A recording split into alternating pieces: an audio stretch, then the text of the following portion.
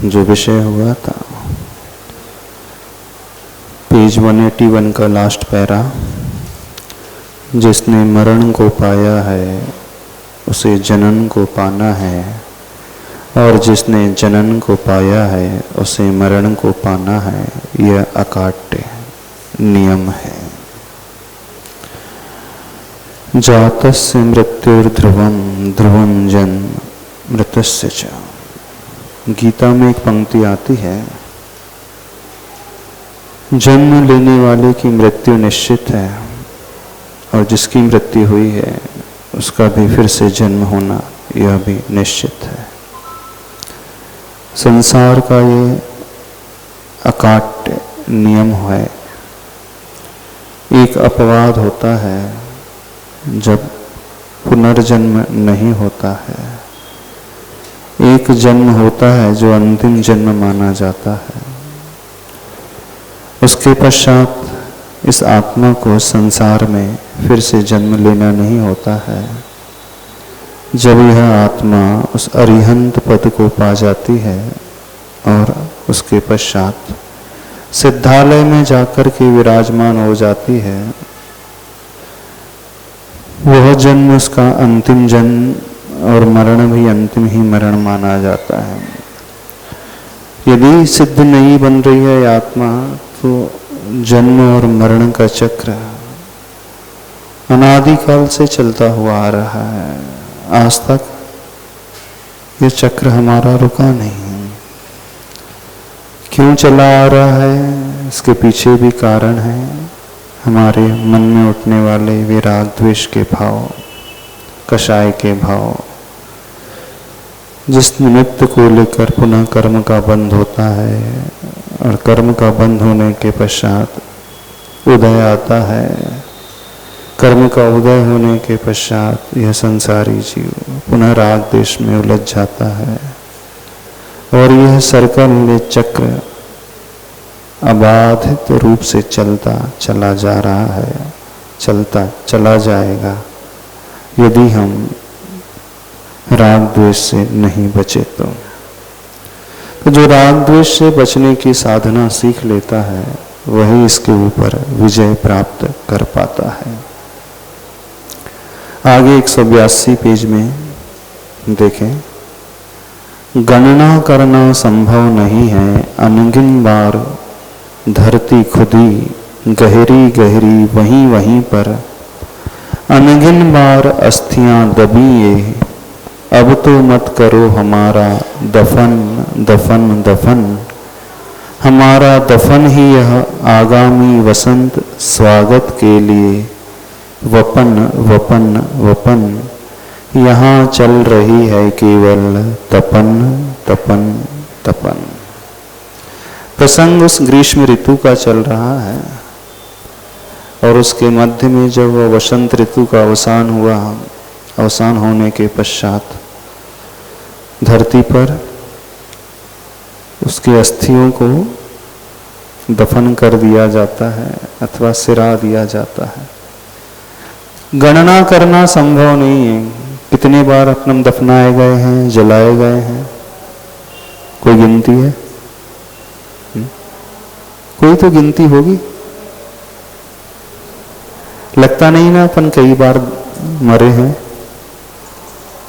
लगता है कई बार अपन जलाए गए हैं। ऐसा लगता है यही भाव जो है पहला भाव है, ऐसे लगता है। ये शरीर मिला है पहली बार ही मिला है, ये संसार मिला है पहली बार मिला है। अतीत में भी हमें शरीर मिला होगा, हमने ऐसे ही चक्र लगाए होंगे। विश्वास होता नहीं? होता है? नहीं होता ना? तो जो लिखा गया है अथवा जो धारणा है, अनगिन बार हम सब दफनाए गए हैं, अनगिन बार हमने जन्म लिया है, अनगिन बार हमने मरण को प्राप्त किया है, ये धारणा क्या मिथ्या है? सही है, लेकिन विश्वास नहीं होता है। क्यों नहीं होता है? इसलिए ऐसा नहीं होता है कि व्यक्ति की स्मृति इतनी कमजोर है, अतीत में हम थे अथवा नहीं, एकदम से उसे हम सिद्ध नहीं कर सकते। लेकिन ऐसे भी घटनाक्रम देखने में आते हैं जिन्हें पूर्व जन्म का स्मरण बना रहता है, याद बनी रहती है।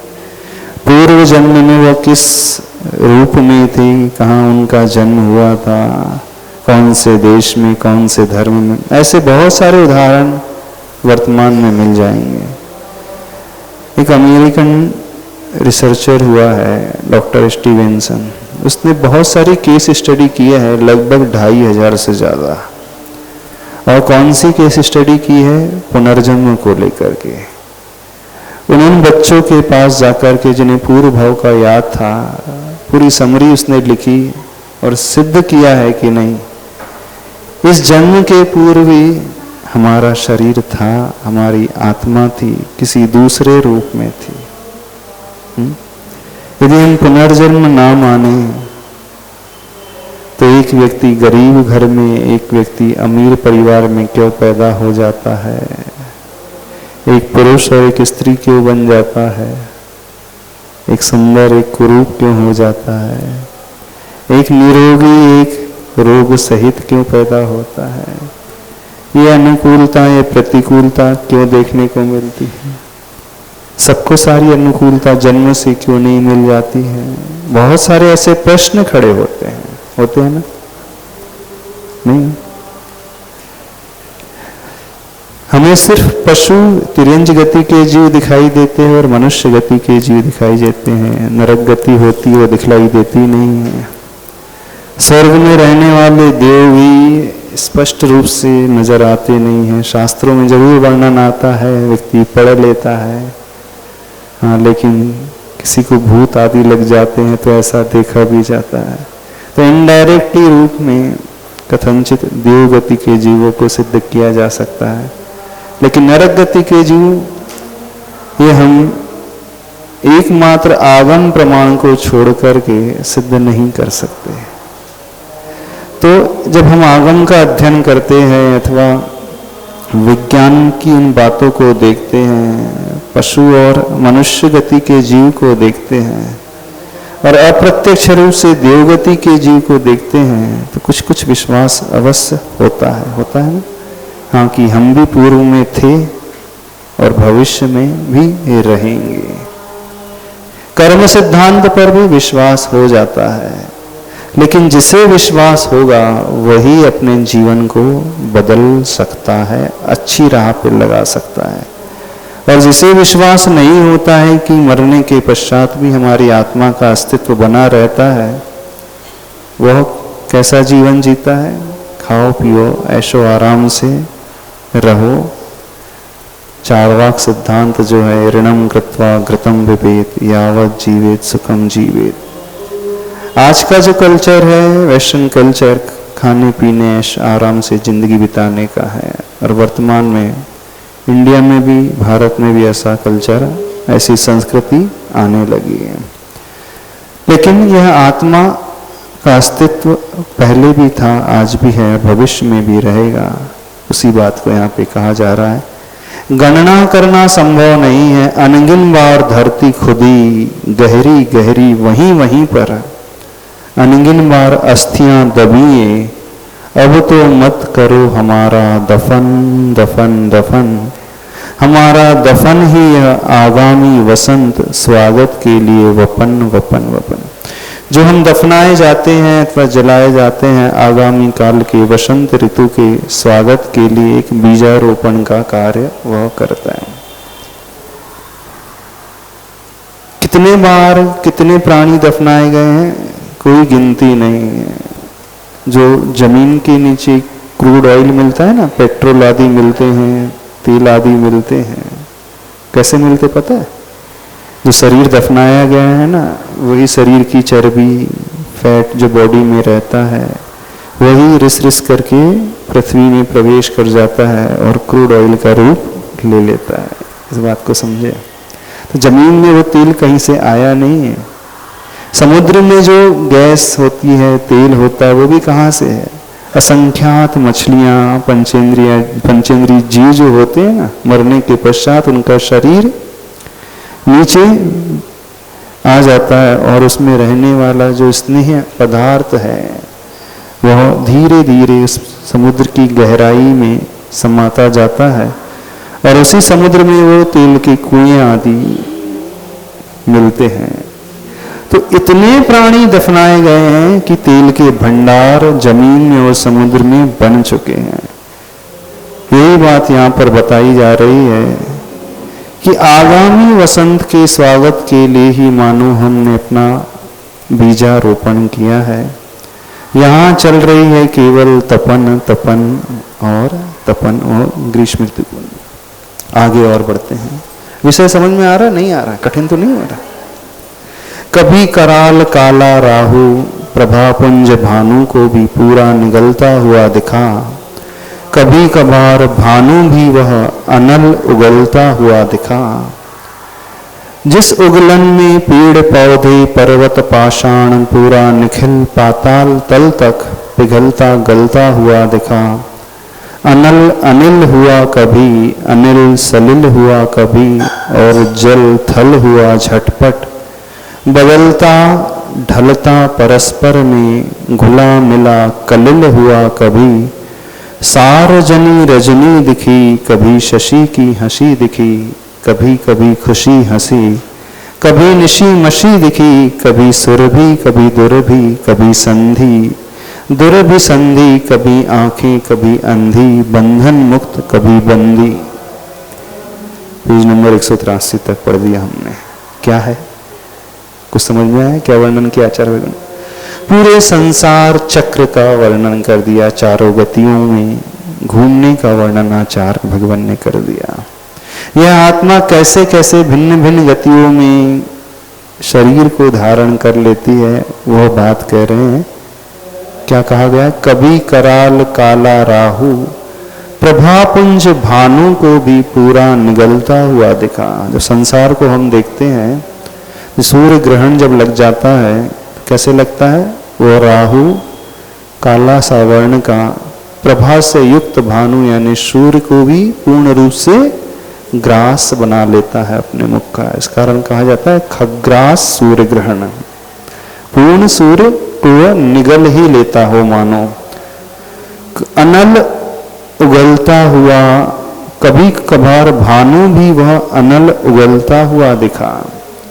भानु यानी वह सूर्य, कभी कभी वह सूर्य कैसा दिखा? अनल का अर्थ होता है अग्नि,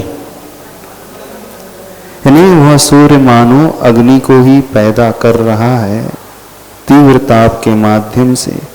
जिस उगलन में पेड़ पौधे पर्वत पाषाण पूरा निखिल पाताल तल तक पिघलता गलता हुआ दिखा।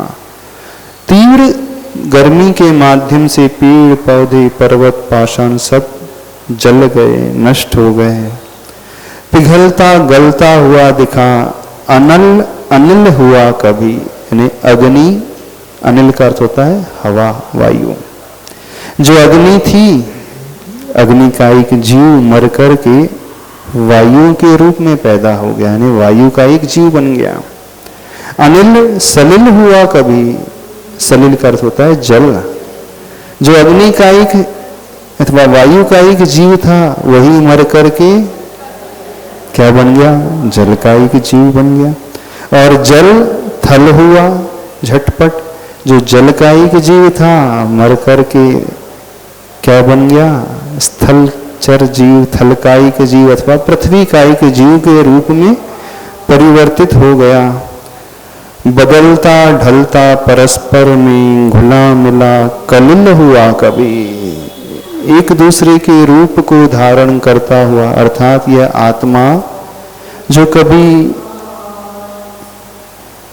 वनस्पति कायिक थी तो अग्नि कायिक बन गई, अग्नि कायिक से हट करके फिर वह वायु कायिक हो गई, वायु से मरण को प्राप्त हुई तो वह अग्नि कायिक बन गई, फिर जल कायिक बन गई, फिर वह थल का पृथ्वी कायिक के रूप में आ गई। न आत्मा वही है, भिन्न भिन्न पर्याय को वह धारण करती रही। दुर्लभ भावना पड़ी है कि नहीं? दुर्लभ है निगोद से थावर अरुत्रस गतिगान। कैसा परिवर्तन होता है इस आत्मा का? किसका परिवर्तन गिनाया जा रहा है? संसार किसका बताया जा रहा है?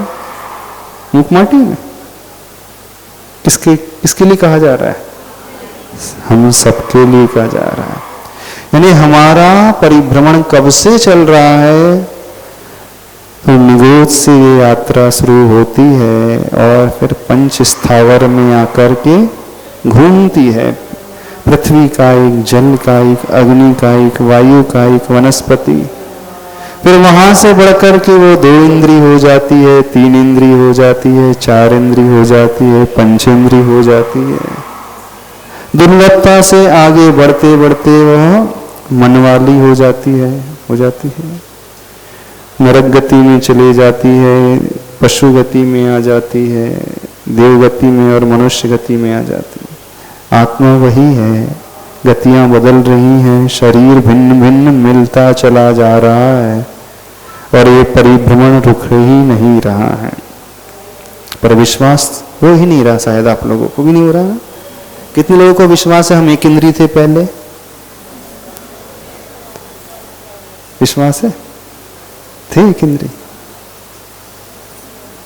हम हवा भी बने होंगे, पृथ्वी भी बने होंगे, जल भी बने हैं, नहीं विश्वास? यही नहीं समझ में आता वो जीव है कि नहीं, पृथ्वी जीव है कि नहीं, यही समझ में नहीं आता। जल भी जीव है, हाँ जल में जीव है ये तो लगता है, लेकिन जल अपने आप में जीव है नहीं लगता। विश्वास नहीं है, भगवान की वाणी पर भी विश्वास नहीं, यानी श्रद्धा ही हमारी सही नहीं है। क्या करे बोले, दिखता तो है नहीं, उसमें जीवत्व नजर आता नहीं। देखो जैन धर्म की विशालता, एक इंद्रिय वो जीव है, पृथ्वी का एक, जल का एक, अग्नि का एक, और ये किसी और का वर्णन नहीं किया जा रहा, हम और आप सबका वर्णन किया जा रहा है। यानी ऐसे ऐसी जगह हम सब ने जन्म लिया है। और कितने बार? कितने बार? अनंतों बार पढ़ा है सबने, लेकिन श्रद्धा नहीं हो रही। और जिसकी ये श्रद्धा पक्की हो जाएगी वो क्या करेगा बताओ? मिसयूज करना बंद कर देगा। इसका, जल का, हवा का, पृथ्वी का, वायु का, वनस्पति का, अग्नि का। क्यों?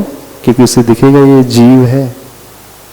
जिस जल से आप नहाते हो, कितने जीव को मार करके अपने शरीर को शुद्ध बनाते हो?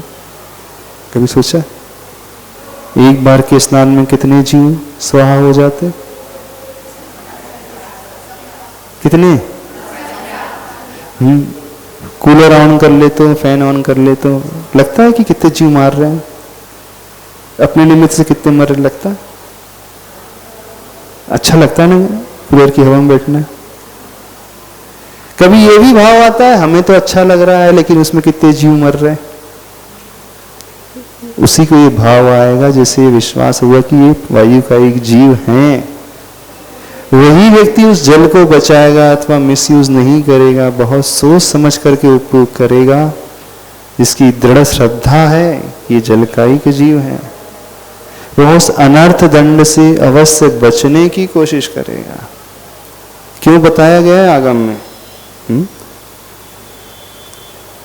इसलिए बताया गया है, इस एक इंद्रिय के पर्याय को देख करके हम भी थोड़ा सा कांप उठे उस हिंसा से जो अननेसेसरीली हम करते चले जाते हैं। संसारी जीव करता है कि नहीं? और जिसकी गहरी श्रद्धा हो जाएगी वो कैसे जिएगा? उपयोग तो करेगा, क्योंकि बिना उपयोग किए जीवन चल नहीं सकता। तो बहुत सोच समझ कर के लिमिटेड है, जितनी आवश्यकता उतनी ही करेगा। ये होता है विश्वास का प्रभाव, श्रद्धा का प्रभाव। जिसकी श्रद्धा सही हो जाती है वो व्यक्ति ऑटोमेटिकली आचरण को भी सुधार लेता है। वह व्यक्ति धर्म की ओर उन्मुख हो जाता है। वह व्यक्ति हिंसा आदि पाप से बचने लगता है। जो आवश्यक नहीं है कम से कम उसे छोड़ता चला जाता है, त्यागता चला जाता है। क्यों? क्योंकि उसकी भी आत्मा कांप उठती है कि थोड़े से आनंद के लिए हमने कितने जीवों को मार दिया। कभी आपने हिसाब लगाया दिन भर में कितने जीवों को आप मारते हैं? दिन भर में भोजन बनाते हैं, नहाते धोते हैं, पंखे का, कूलर का, एसी का प्रयोग करते हैं, कितनी अग्नि, कितनी वनस्पति, कितनी पृथ्वी। कोई हिसाब है कितने जीव मारता होगा व्यक्ति एक दिन में? अंदाज लगाओ, सोचो कितने जीव मारते होंगे आप एक दिन में? हाँ, कोई हिसाब नहीं? सोचो तो सही, कितने अंदाज लगा दो। असंख्यात, अनंत, कोई काउंटिंग ही नहीं है। यानी काउंटिंग तो छोड़ दो, ध्यान ही नहीं जाता व्यक्ति का, उस ओर दृष्टि ही नहीं जाती है कितने जीव हमने समाप्त कर दिए। जब वो घूमने जाता है, स्विमिंग के लिए जाता है, वाटरफॉल देखने जाता है, ग्रीनरी देखने जाता है, खुश होता है, प्रसन्न होता है ना। इतने सारे जीव मर रहे हैं और आपको क्या हो रहा है? आनंद हो रहा है। होता है कि नहीं आनंद? वाटरफॉल से वो पानी गिरता है तो अच्छा लगता है कि नहीं लगता? कितने लोग अच्छा लगता है? सबको अच्छा लगता है। कहीं अभी ये सोचा है कि इतने सारे जीव गिर करके मर गए? जीव मर रहे हैं और आपको आनंद हो रहा है, ये क्या जानते हो? हिंसानंदी रौद्र ध्यान। आपने एक बकेट पानी से नहाया अथवा शावर के नीचे आधे घंटे बैठ, बाथरूम में जाकर के आधे घंटे तक शावर के नीचे बैठे रहे, उसमें कितने सारे जीव, कितना पानी चला गया, कोई काउंटिंग नहीं। तो नहाने के बाद बड़ा अच्छा लगता है ना, आनंद होता है कि नहीं? तो नहाने के बाद व्यक्ति आनंद से भरता है। हिंसानंदी रौद्र ध्यान। कूलर के सामने बैठ कर के खुश हो जाता है, वहां भी हिंसानंदी रौद्र ध्यान है। खा पी करके बड़ा प्रसन्न होता है, कितनी अग्निकायिक जीव गए, कितनी वनस्पति चली गई, उस ओर दृष्टि नहीं जाती, वहां भी हिंसानंदी रौद्र ध्यान।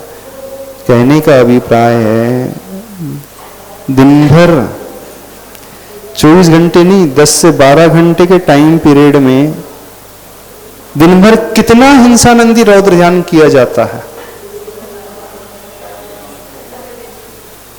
कितना? सिवाय रौद्र ध्यान में कुछ चलता है? नहाने के बाद दुख तो नहीं होता है? अरे कितने सारे जीव मैंने मार दिए, किसी को पीड़ा होती है? सोचते भी नहाने के बाद, हे प्रभु कितने सारे जीव मर गए। पंखे के नीचे बैठ करके पसीना जब सूख जाता है, अच्छा लगता है, तो ये सोचते हो कितने सारे वायु का एक जीव मैंने मार दिए। दुख होता है? नहीं होता, ध्यान ही नहीं आता है देताओं। यानी ये सोच ही पैदा नहीं होती कि दिन भर के कार्यकाल में, दिन भर की दिनचर्या में एक व्यक्ति, संसारी व्यक्ति असंख्यात नहीं अनंत जीवों का घात कर जाता है और बड़ा खुश होता है। और जिसकी श्रद्धा पक्की होगी वो क्या करेगा? अब नहाए बगैर तो रह नहीं सकते, भोजन के बिना रहा नहीं जा सकता, करेगा प्रयोग सब करेगा, लेकिन सोच समझ करके करेगा, है ना? सोच समझ करके करेगा। बहुत आवश्यक होगा तो करेगा, नहीं है तो बचने की कोशिश करेगा। बस जिसे इस पाप से डर लगने लगता है वह जीव क्या करता है? पाप को छोड़ने की कोशिश कर देता है, या तो वह व्रत ले लेता है अथवा प्रतिमा को अंगीकार कर लेता है। समझ रहे हो कि नहीं समझ रहे? फैन बंद हो गया है तो सबकी दृष्टि गर्मी सी लग रही है, वो लग रही ना, भाव आ रहा है ना, और जैसे चालू हो जाएगा तो रिलीफ, आनंद। समझ रहे हो नहीं समझ? बात समझ में आ रही है? ये संसार का चक्र किसी और का नहीं है, सबका है। जो ये जान करके विश्वास कर लेगा उसका आचरण बदल जाएगा, ये कहा जा रहा है। समझो इस बात को, हाँ समझो। थोड़ी सी प्रतिकूलता होती है, क्या हो जाता है, आकुल व्याकुल होने लगते हैं। प्रतिकूलता नहीं है, ये सोचो ना कितने जीव बच गए। डिफरेंस देखना कितना अंतर आ गया विश्वास के साथ। चलो, जल थल हुआ झटपट, बदलता ढलता परस्पर में, घुला मिला कलिल हुआ कभी। कलिल अर्थात वह कीचड़ का रूप धारण कर लिया। सार जनी रजनी दिखी, कभी शशि की हंसी दिखी। संसार में वह सार को जलने वाली रजनी यानी रात्रि, तो कौन सी है रात्रि अच्छी मानी जाती है? सार को पैदा करने वाली यानी पूर्णिमा की रात्रि, रात्रि जो होती है। कभी शशि की हंसी दिखी, चंद्रमा की हंसी दिखी। कभी कभी खुशी हंसी, कभी निशी मशी दिखी। निशी यानी रात्रि, वो अमावस्या की काली रात दिखी। ने संसार का वर्णन किया जा रहा है। कभी खुशी है तो कभी गम नजर आया। कभी सुरभि कभी दुरभि यानी जीवन में सुगंधी मिली, कभी दुर्गंधी यानी कभी सुख मिला तो कभी दुख मिला। कभी संधि, दुरभि संधि, संधि यानी वह मित्रता का भाव, मित्र मिल गए। कभी दुरभि संधि अर्थात वह शत्रु मिल गए। कभी आंखें कभी अंधी, कभी इस जीव को आंखें मिल गई। कभी वो आंख रहित चक्षु रहित तीन इंद्री में ही पैदा हुआ, अथवा आंख चौरिंद्री पंचेंद्री तो बना लेकिन वो अंधा पैदा हुआ। बंधन मुक्त कभी बंदी, कभी वह स्वतंत्र बंधन मुक्त रहा तो कभी वह कैदी की भांति बंदी रहा। यह हमारा परिवर्तन बताया जा रहा है। कभी कभी मधुर भी वह मधुरता से विधुर दिखा, पेज नंबर 183। कभी कभी बंधुर भी वह बंधुरता से विकल दिखा। बंधु कभी बंधु विधुर, भावुकता की चाल चली। बाल कभी आगे बढ़ा, वबाल बढ़े बढ़ते चले। पालक बना चालक बना, बाल हुए पलित कभी। कभी दमन कभी शमन, कभी कभी सुख चमन। कभी वमन कभी नमन, कभी कुछ परिणमन, यानी ये परिणमन चलता या आ रहा है। कैसा? कभी कभी मधुर भी वह मधुरता से विधुर दिखा, यानी जो मीठा था, अच्छा था, प्रिय था, वह मधुरता से विधुर। विधुर यानी किसे कहा जाता है? विधुर किसे कहते हैं?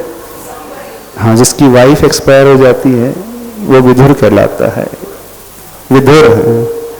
और जिसके पति एक्सपायर हो जाते हैं वो विधवा कहलाती है। तो मधुरता से विधुर दिखा अर्थात जो प्रिय था उसका वियोग हो गया, जो अच्छा था वह चला गया। कभी कभी बंधुर भी वह बंधुरता से विकल दिखा, यानी भाई भी वह भाई पने से रहित नजर आया। बंधु कभी बंधु विधुर हुआ, भाई ने भी अपने भाई को खो दिया। भावुकता की चाल चली, भाव इस प्रकार के होते चले गए। बाल कभी आगे बढ़ा, छोटा था वो बड़ा हो गया। वबाल बड़े बढ़ते चले, झगड़े आदि फसाद बढ़ते चले। पालक बना चालक बना, पिता बन गया, चलाने वाला बन गया। बाल हुए पलित कभी, पलित का अर्थ होता है सफेद, जो काले बाल थे वे सफेद हो गए। ऐसे कोई सफेद वाला नजर ही नहीं आ रहा यहाँ पे। कभी दमन कभी शमन, कभी हमारे लिए दबाया गया, कभी हम समता भाव में रहे। कभी कभी सुख चमन, कभी सुख के दिन, कभी वमन यानी वह भी छूट गया। कभी नमन यानी हम नम्रीभूत हुए। कभी कुछ परिणमन यानी भिन्न भिन्न रूप से यह परिवर्तन अनादिकाल से आज तक चलता हुआ आ रहा है। समझ में आ रहा है कि नहीं? ये किसी और का वर्णन नहीं किया जा रहा है, अपना ही वर्णन किया जा रहा है। ऐसे संसार में सभी लोग भटकते हुए घूमते हुए आ रहे हैं, फिर भी तृष्णा शांत नहीं हुई, इच्छाएं शांत नहीं हुई। खाने पीने की दौड़ लगी है, विषय भोग की दौड़ लगी है, उससे व्यक्ति तृप्त नहीं, अभी रुकती नहीं, कहती थकती नहीं, अस्थियां कुछ और कहती हैं कि। ये कौन वर्णन कर रहा है? जिन अस्थियों को दफनाया गया है, जिस शरीर को दफनाया गया है, वो अस्थियां हड्डियां कह रही हैं कि पहली बार नहीं दफनाया जा रहा है, कई बार अनंत बार दफनाया गया हूं मैं।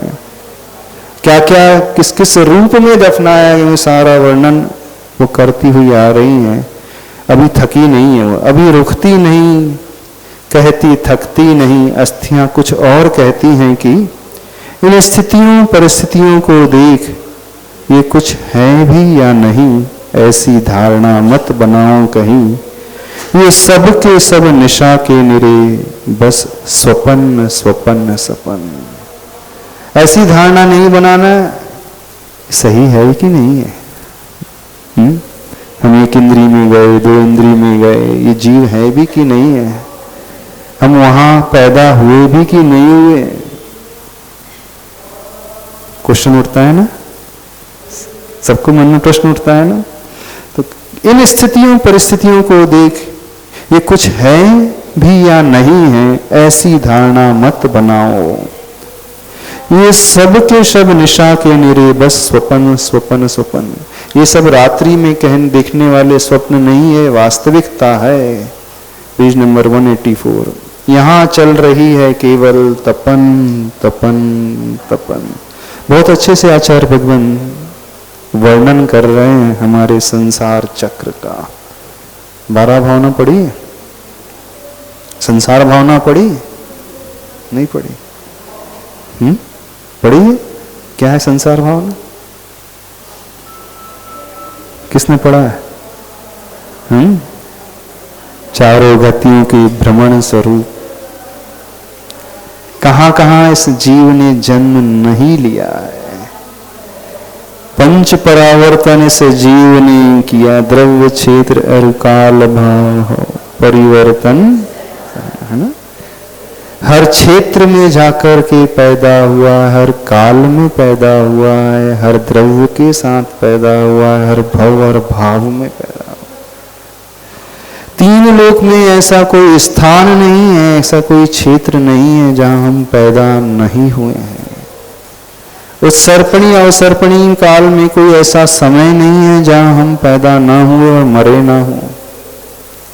और दुनिया का कोई भी ऐसा शरीर नहीं है जो हमने पाया नहीं हो उस द्रव्य परिवर्तन को लेकर के, अथवा ऐसे कोई कर्म नहीं है जो हमने बांधे ना हो।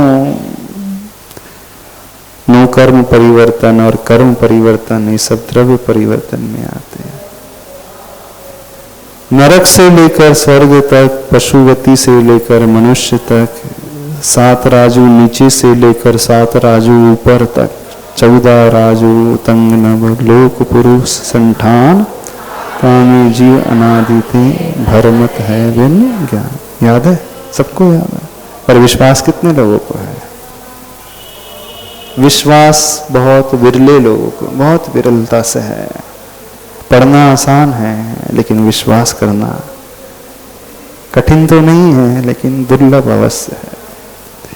तो जिसे इस भावना पर विश्वास हो जाए, इस संसार भावना का चित्रण कर रहे हैं आचार्य भगवान, और किसी का चित्रण नहीं किया जा रहा है। सारी संसार भावना, जिसे संसार भावना पे विश्वास हो जाता है वह संसार से ऊब जाता है, वैराग्य से भर उठता है। जगत काय स्वभाव व संवेग वैराग्यार्थम। जगत यानी संसार का चिंतन करके क्या भावना पैदा हो जाती है? संवेग की भावना और वैराग्य की भावना पैदा हो जाती है। किसी को संवेग भी नहीं पैदा होता है, ना वैराग्य पैदा होता। संवेग मतलब संसार दुखात नित्य भीरुता, संसार के दुखों से हमेशा जो डरता रहे, पाप से हमेशा डरता रहे, चतुर्गति के कष्टों से हमेशा डरता रहे। जो डरेगा वही उसे छोड़ेगा, और जो नहीं डरेगा वही उसमें रमेगा। तभी तो रम रहे हो ना संसार में, लीन हो, संसार भावना का कोई भी चिंतन ही नहीं करता, ऐसा लगता है। ये सारी संसार भावना आचार्य भगवान बता रहे हैं, केंद्रीय से लेकर पंचेंद्रिय तक हमारा भ्रमण चलता आ रहा है। इसे व्यर्थ नहीं समझना, ये नहीं सोचना क्या पता है भी कि नहीं। आगे 184 में, किस वजह से आती है वस्तु में यह भंगुरता और किस वजह से आती है वस्तु में यह संगुरता। कुछ छुपी सी लगती है यहाँ सहज स्वाभाविक ध्रुवता। वह कौन है, क्यों मौन है, उसका रूप स्वरूप कब दिखेगा, वह भरपूर रसकूप कब मिलेगा।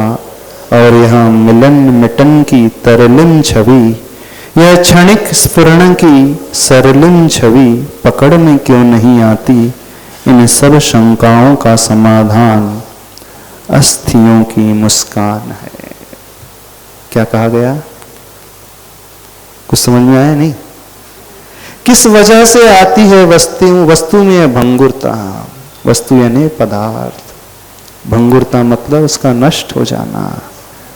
कहा जाता है संसार क्षण भंगुर है, एक क्षण के पश्चात चला जाता है, छूट जाता है, नष्ट हो जाता है।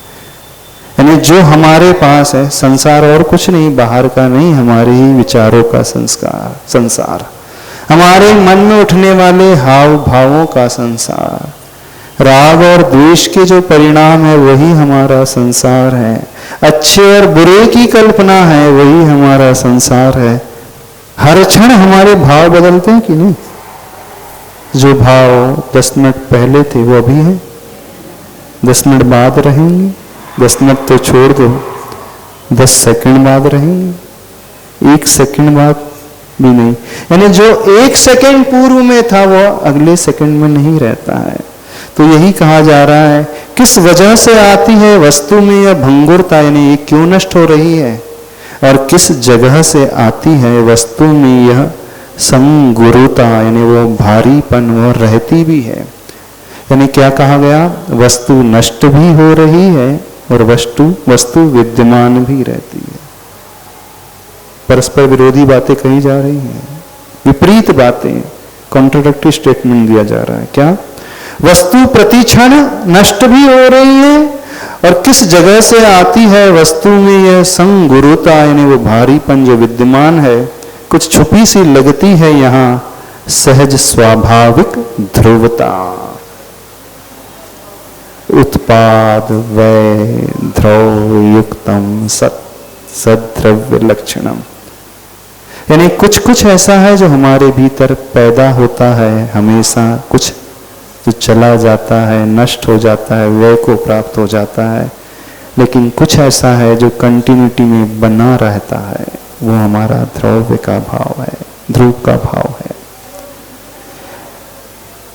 कल भी आप थे, आज भी आप हैं, पर जो आप कल थे वो तो आज नहीं, कि वही आप है। हाँ, कल का वह व्यक्ति मर गया, चला गया, आज का यह व्यक्ति दूसरा है ना? नहीं कि है, लेकिन हमें तो यही लगता हम कल भी हम ही थे, आज भी हम ही हैं। हाँ, हम हैं, ये ध्रुवता का भाव है, लेकिन जो हम कल थे आज वो नहीं है, तो कल का हमारा अस्तित्व नष्ट हो गया, मरण हो गया, आज कुछ नया पैदा हो गया। बात समझ में आ रही? नहीं समझ में आ रही, इसे और खोल दे। आपके बाल कितने दिन में बढ़ते हैं? सिर के बाल कितने दिन में? 2 महीने में। कटिंग कितने में दिन में करते हैं? 3 महीने में। ब्यूटी पार्लर कितने महीने में जाते हैं बाल सेट कराने? चलो क्लियर हो जाएगा अभी सब। कितने महीने में बढ़ते हैं बाल? 3 महीने बाद, 2 महीने बाद, 1 महीने बाद। कितने महीने में बढ़ते हैं? 1 दिन में बढ़ते हैं, 1 घंटे में बढ़ते हैं, 1 मिनट में बढ़ रहे हैं, 1 सेकंड में बढ़ रहे हैं, कि सेकंड के 1000 पार्ट्स में बढ़ रहे हैं? कौन हमें बताएगा? हर क्षण बढ़ रहे हैं, है ना।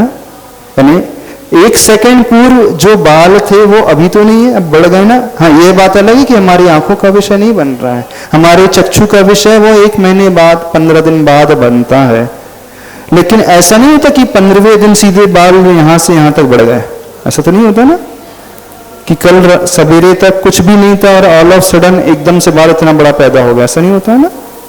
तो प्रति समय वो बाल बढ़ रहा है, तो पुराना बाल चला गया, नया बाल आ गया ना। उसमें जो बढ़ोतरी होगी वो नयापन वही तो पैदा हुआ कि नहीं, पुरानापन तो नहीं रहा। तो जो प्रति समय परिवर्तन हो रहा है, यानी पुराना जा रहा है, नया आ रहा है, जो जाता है वो उसका व्यय है, जो आता है उसका उत्पाद है। लेकिन वो बाल हमारे ही हैं, पहले भी हमारे थे, आज भी हमारे ही, तो हम ध्रुव बने हैं। गंगा नदी है, पानी आ रहा है, पानी बह करके जा रहा है, लेकिन गंगा नदी एज इट इज वही बनी है। जो पानी का आना उत्पाद है, पानी का बह करके जाना व्यय है, और गंगा नदी एज इट इज बने रहना उसका ध्रुवता का भाव है। और तीनों मिलकर के जो वो द्रव्य कहलाता है। समझ में आ रहा है कि नहीं बात? हाँ, अच्छा, सिद्ध परमेष्टि को कैसे बने रहते हैं, उस पर उत्पाद व्यय ध्रुव कैसे बना रहता है? हाँ, एक अर्थ पर्याय की अपेक्षा प्रति समय उसमें उत्पाद व्यय सद्गुण हानि वृद्धि होती है, उस अपेक्षा से भी बन जाता है। दूसरी अपेक्षा से हमारे संसारी जीवों के भीतर जो प्रति समय उत्पाद व्यय घटित हो रहा है, वो सिद्ध परमेष्टि अरिहंत परमेष्टि के ज्ञान में झलकता रहता है। तो उस ज्ञान की अपेक्षा उत्पाद व्यय द्रव्य भी घटित हो जाता है, इस अपेक्षा से उनमें घटित होता है। तो यहां पर कहा जा रहा है किस वजह से आती है वस्तु में वह भंगुरता। अच्छा, ये उत्पाद व्यय द्रव्य ठीक है कि नहीं है? परिवर्तन ठीक है कि नहीं है? हाँ, मरण होना ठीक है कि नहीं? हाँ, ठीक है कि नहीं है मरण होना? यदि हम कल्पना करें कि हमारा मरण ही ना तो कैसा रहेगा? जो कभी जो हमेशा अमर बन करके रहे तो कैसा लगेगा? हाँ, नहीं, सपोज कल्पना करो कि हमारा मरण कभी ना, हम जैसे एज इट इज बने रहे। चाहते हैं आप जैसे हो बिल्कुल आपका शरीर वैसा ही बना रहे, तो आप चाहते बूढ़े हो जाओ? यदि आप चाहते हो बूढ़े हो जाते फिर वो क्रीम लगा के पोतते रहते हो। हाँ, क्या चाहते हो आप? ऐसे बने रहे ना, हमेशा यंग बने रहे, चाहते हो ना? यानी एज इट इज बने रहे, ऐसे चाहते हैं। तो फिर जो बच्चा पैदा होता है तो हमेशा वैसे ही रहेगा। हाँ, वो कभी बढ़ेगा नहीं, बड़ा नहीं होगा ना कभी वो। फिर जो संसार जैसा है वो वैसा ही रहेगा, तो कुछ हो ही नहीं सकता, सब कूटस्थ हो जाएगा, नित्य हो जाएगा, सब कुछ गड़बड़ा जाएगा। तो संसार हमेशा परिवर्तनशील रहता है, प्रति समय उसमें कुछ ना कुछ परिवर्तन होता रहता है। तो ये बात यहां पर बताई जा रही है, किस वजह से आती है वस्तु में यह भंगुरता और किस जगह से आती है वस्तु में यह संगुरुता। कुछ छुपी सी लगती है यहाँ सहज स्वाभाविक ध्रुवता। यह कौन है, क्यों मौन है, कहां से, कुछ समझ में नहीं आता। लोगों को आता है, धीरे धीरे समझ में आ रहा है कि नहीं? हर समय हम बढ़ रहे हैं, हर समय हम बदल रहे हैं, हर समय हमारे भीतर कुछ ना कुछ परिवर्तन हो रहा है, और संसार का नियम है, होता रहेगा, ये कभी रुक नहीं सकता। ये द्रव्य का स्वभाव है, ऐसा ही चलता है। उसका रूप स्वरूप कब दिखेगा, वह भरपूर रसकूप कब मिलेगा, वो हमारे भीतर ज्ञान कब पैदा होगा, जब हम उसके वास्तविक स्वरूप को, जैसे अरिहंत भगवान सिद्ध भगवान देख सकते हैं संसार के हर जीव के लिए, उसके एक एक क्षण के परिवर्तन को पहचान सकते हैं। हे प्रभु, वह रूप स्वरूप कब दिखेगा, वह भरपूर रसकूप कब मिलेगा, और यह मिलन मिटन की तरलिन छवि, यह क्षणिक स्फुरण की सरलिन छवि पकड़ में क्यों नहीं आती। इन सब शंकाओं का समाधान अस्थियों की मुस्कान है। विषय थोड़ा सा कठिन तो नहीं, क्लिष्ट तो नहीं, वैसे पूरा सिद्धांत आचार्य भगवान ने इसमें रख दिया है। जो थोड़ा सा नहीं समझ में आएगा उसको थोड़ा कठिन अवश्य लगेगा क्या कहा जा रहा है, पर आचार्य भगवान ने जैन धर्म का पूरा सिद्धांत, द्रव्य क्या होता है उसका परिणाम पूरा रख दिया है। उत्पाद व द्रव्य युक्तम सद सत संतों से यह सूत्र मिला है, इसमें अनंत की अस्तिमा सिमट सी गई है। यह वो दर्पण है जिसमें भूत भावित और संभावित सब कुछ झिलमिला रहा है। दिखता है आस्था की आंखों से, देखने से, बोल चाल की भाषा में इस सूत्र का भावानुवाद प्रस्तुत है। आना जाना लगा हुआ है। आना यानी जनन उत्पाद, जाना यानी मरण व्यय है, और लगा हुआ यानी स्थिर द्रव्य है, और है यानी चिर सत्य। यही सत्य है, यही तथ्य है। बहुत सरल शब्दों में आचार्य भगवान ने जैन धर्म के सबसे बड़े सिद्धांत को रख दिया है। क्या? आना जाना लगा हुआ है। आना यानी उत्पाद, जाना यानी वह, लगा हुआ यानी ध्रुव, और है मीन्स एग्जिस्टेंस, अस्तित्ववाची। हमारा एग्जिस्टेंस, हमारी आत्मा का एग्जिस्टेंस है। कब से है? अनादि से है।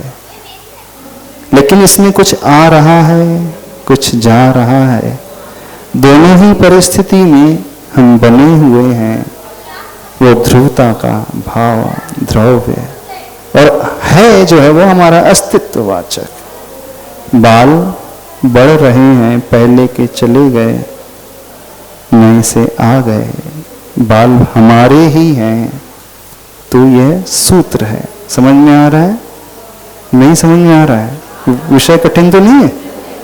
5वां अध्याय आदि तत्वार सूत्र का आप लोगों ने पढ़ा हो। तो उत्पाद व द्रव्य युक्तम सत, संतों से यह सूत्र मिला है, इसमें अनंत की अस्तिमा सिमट सी गई है। अब इस सूत्र का बहुत अच्छा प्रयोग हम आपको बताते हैं, जीवन में कैसे उपयोगी इसे घटाना अपने साथ। यदि यह सूत्र ना हो तो कुछ भी नहीं होगा। जब जब जीवन में विकल्प उठने लगे, परेशानी पैदा होने लगे, दुख के क्षण पैदा होने लगे, कष्ट आने लगे, तब यह सूत्र बहुत उपयोगी आएगा, सिद्ध होगा। क्या से? हमारे भीतर कुछ दुख का भाव पैदा हुआ, विकल्प पैदा हुआ, इस समय क्या सोचना? जाने वाला है। पैदा हुआ, उत्पाद हो गया, उसके साथ ही व्यय भी लगा है। जितना दुख अभी था अगले पल सेम नहीं रहेगा, या तो बढ़ेगा या कम होगा। पुराना चला गया, कुछ उसमें परिवर्तन आ गया, वह भी छूट जाएगा, वह भी चला जाएगा। वो संवेदन, वो ध्रुवपन, और वो हमारा है। तो जब जब विकल्प पैदा हो तो यह सोचना द्रव्य का स्वभाव है, उत्पाद वै द्रव्य युक्तम सत्य, यानी द्रव्य का लक्षण ही है परिवर्तन होना। दुख भी रहेगा तो वो भी स्थिर नहीं रहेगा, तो आपको एक संबल मिलेगा। सुनना ध्यान से। जब बहुत ज्यादा परेशानी पैदा होने लगे तब इस सूत्र का अवलंबन लेना। क्या? आना जाना लगा हुआ है। आज दुख आया है, वो स्थिर नहीं रहेगा, चला जाएगा। जा रहा है, आ रहा है, और निश्चित रूप से मानना उसकी क्वांटिटी वैसी अगले पल रहती ही नहीं है। जब वो जाने ही वाला है तो क्यों टेंशन लेना? जब सुख आ गया है तो अभिमान में फूलना भी नहीं, क्योंकि आना जाना लगा हुआ है। आज इतना सुख है अगले पल वह कम होता चला जाएगा, छूटता चला जाएगा, जाता चला जाएगा। जब छूटने ही वाला है, हाथ से दूर जाने ही वाला है, तो क्यों अभिमान करना? समझ में आ रहा है विषय? नहीं समझ में आ रहा है? जब दुख आए तो ये सूत्र हमें संबल देगा, विश्वास देगा कि यह दुख भी जाने वाला है। और जब जीवन में बहुत सुख के क्षण आ जाए, सब कुछ अनुकूलता ही से अनुकूलता लगने लगे, ऐसा लगने लगे, भाव पैदा होने लगे कि देखो हमारी जिंदगी में कितनी खुशियां ही खुशियां हैं, तो व्यक्ति को अभिमान सा पैदा हो जाता है। तब अभिमान से बचने के लिए ये सूत्र उपयोगी होगा कि ये सुख भी अब जाने वाला है, लेकिन सुख भी चला जाएगा, दुख भी चला जाएगा, लेकिन हम तो रहेंगे। जो है पना है ना, वो अवश्य रहेगा। यानी जो सत्य है, अस्तित्व है, वो कभी नष्ट नहीं होता है। इस कारण दुनिया में सबसे बड़ा आनंद जो होता है, सत चित आनंद, सच्चिदानंद। यानी सबसे बड़ा आनंद होता है सत का, जो चेतना रूप स्वभाव है। सच्चिदानंद इसलिए कहा जाता है, जिसको यह गहरा विश्वास हो जाएगा कि हमारा अस्तित्व कभी समाप्त होने वाला ही नहीं है, हमारी आत्मा कभी नष्ट होने वाली ही नहीं है। तो जीवन में कठिनाई के दौर भी निकल जाएंगे, कोई फर्क नहीं पड़ेगा। और सुख के पल भी उसे बहुत अभिमानी नहीं बनाएंगे, बहुत अक्कड़ नहीं बनाएंगे। यानी हर परिस्थिति में उसे बहुत अच्छा एक रास्ता मिलता रहेगा। समझ में आ रहा है सूत्र? नहीं समझ में आ रहा है? इस सूत्र को अपने जीवन में कैसे घटाना, ये तो सिद्धांत हो गया, द्रव्य का स्वभाव हो गया, लक्षण हो गया। लेकिन इससे हमें क्या मिल रहा है? क्या मिल रहा है आपको? कुछ मिल रहा है? जिनको बहुत विकल्प हो जाते हैं, डिप्रेशन में चले जाते हैं, तनाव से भर जाते हैं, उनके लिए कह रहे हैं, जब जब ऐसी परिस्थिति निर्मित हो, क्या घबराना? आना जाना लगा हुआ है, जाने ही वाला है, उत्पाद व ध्रुव। लेकिन हम नहीं जाने वाले, हमारी आत्मा तो वहीं रहेगी। तो विकल्प से एकदम शांति मिल जाएगी। समझ रहे हो? नहीं समझ रहे? कठिन तो नहीं लग रहा? तो निर्विकल्प रहने का सबसे बड़ा सूत्र है, सैद्धांतिक सूत्र है, लेकिन जीवन में आनंद देने वाला, हर परिस्थिति में साम्य भाव पैदा करने वाला। अति हर्ष के दिनों में भी साम्य भाव पैदा करेगा, और विषाद के दिनों में, खेद के दिनों में भी ये साम्य भाव पैदा करने वाला है। बशर्ते हम इस दृष्टिकोण से इसे देखने की कोशिश करें तो पैदा हो सकता है, अन्यथा आप जैसे जी रहे हो ना विकल्प में, वैसे ही जीते रहोगे। जैसी परेशानी में जी रहे हो वैसे ही भाव अपने साथ पैदा करते रहोगे, उसी प्रकार बना रहेगा। तो ये सूत्र बहुत महत्वपूर्ण है, जीवन को आनंद से भरने वाला। संतों से यह सूत्र मिला है, इसमें अनंत की अस्तिमा सिमट सी गई है। अनंत की अस्तिमा यानी इसकी छवि परछाई नजर आती है। यह वह दर्पण है जिसमें भूत भावित और संभावित सब कुछ झिलमिला रहा है। भूत यानी पास्ट, हमारा अतीत, भावित यानी जो हो रहा है प्रेजेंट, एंड संभावित मतलब जो फ्यूचर में होने वाला है। यानी भूत, वर्तमान और भविष्य तीनों इसमें झिलमिला रहा है। किसमें? यह दर्पण है। कौन सा दर्पण है? उत्पाद वय द्रव्य युक्तम सत। इस दर्पण में सब कुछ स्पष्ट तैर रहा है, दिखता है आस्था की आंखों से। लेकिन किसे दिखेगा? जिसकी आंखें ये वाली आंखें नहीं, आस्था की आंखें होंगी तो नजर आएगा। देखने से, बोल चाल की भाषा में सूत्र का भावानुवाद प्रस्तुत है। आना जाना लगा हुआ है, बोलते हैं ना, आना जाना तो संसार का नियम है, लगा हुआ है।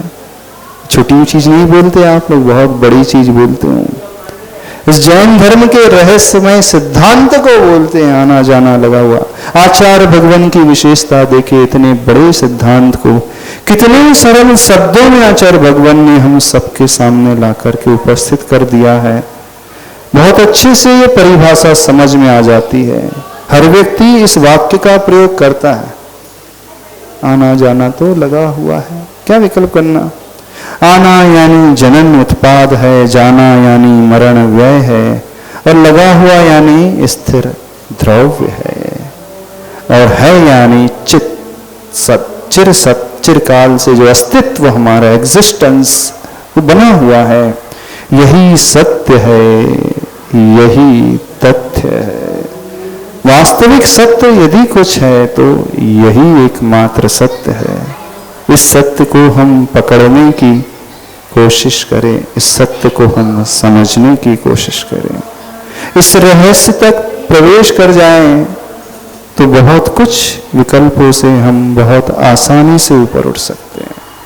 हाँ, दृष्टि होना चाहिए, दिखेगा, लेकिन आस्था की आंखों से दिखेगा, देखने से दिखेगा, इन चर्म चक्षुओं से नहीं दिखेगा। यदि हमारे भीतर गहरी आस्था है तो नजर अवश्य आएगा। अब आस्था ही ना हो तो बात अलग है आस्था आपके भीतर? कितने लोगों को विश्वास है? किस पर आना जाना लगा हुआ है? कितने लोगों को विश्वास है? सबको विश्वास है। तो कोई विकल्प तो नहीं होंगे? दुख के क्षणों में विकल्प तो नहीं होंगे? क्यों होंगे विकल्प? अरे जाता हुआ देखो ना उसे, आता हुआ क्यों देख रहे हो? आप उसे स्थिर क्यों मान रहे हो? आना जाना, नदी वही रहती है लेकिन जल आ रहा है और जा रहा है। बहती का नाम ही नदी है, चलती का नाम ही गाड़ी है। वो हमेशा बहती ही रहती है, स्थिर कभी नहीं होती है। लेकिन नदी वही कहलाएगी, गंगा नदी वही रहेगी। जल आ रहा है गंगोत्री से और बह करके जा रहा है। क्यों आप उसको पकड़ करके बैठ जाते हैं? क्यों नहीं बहने देते जीवन को? जो भी भाव आ रहे हैं उसे बहने दे, जो भी दृश्य उपस्थित हो रहे हैं उसे जाने दे, जो भी संकल्प विकल्प पैदा हो रहा है उसे भी बहने देना।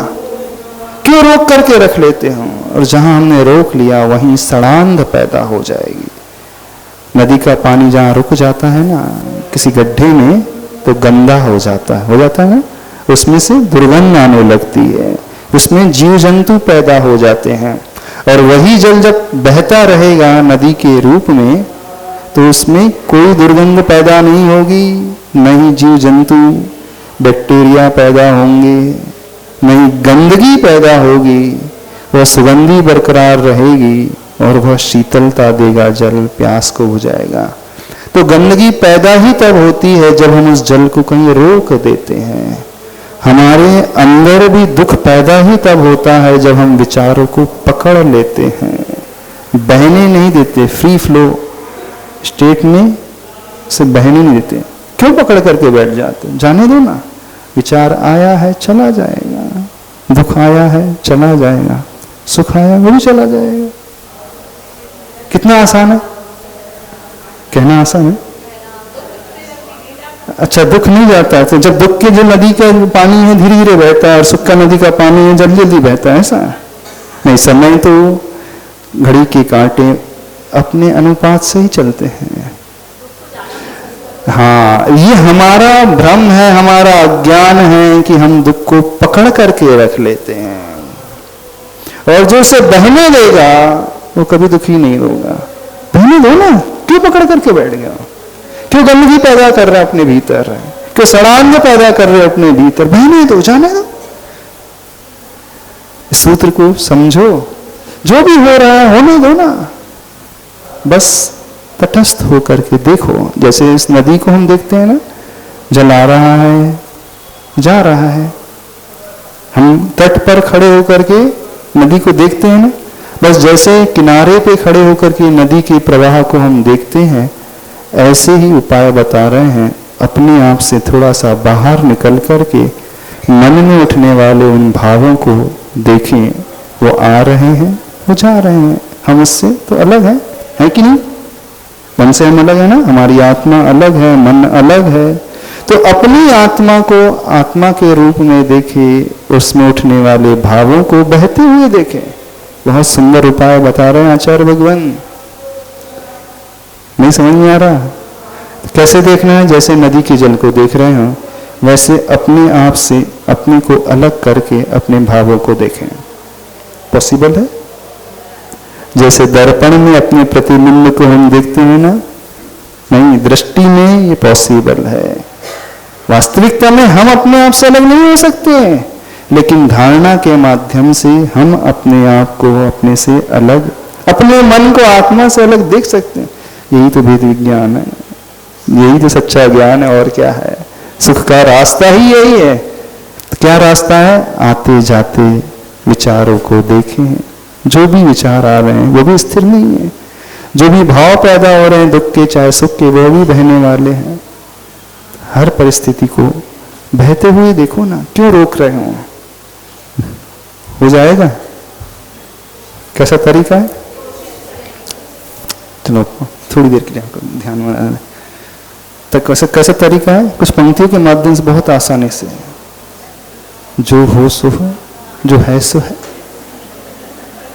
Very simple. जो है सो है, एक्सेप्ट करो। हमारे नकारने से, गर्दन हिलाने से तो परिस्थिति नहीं बदल जाएगी।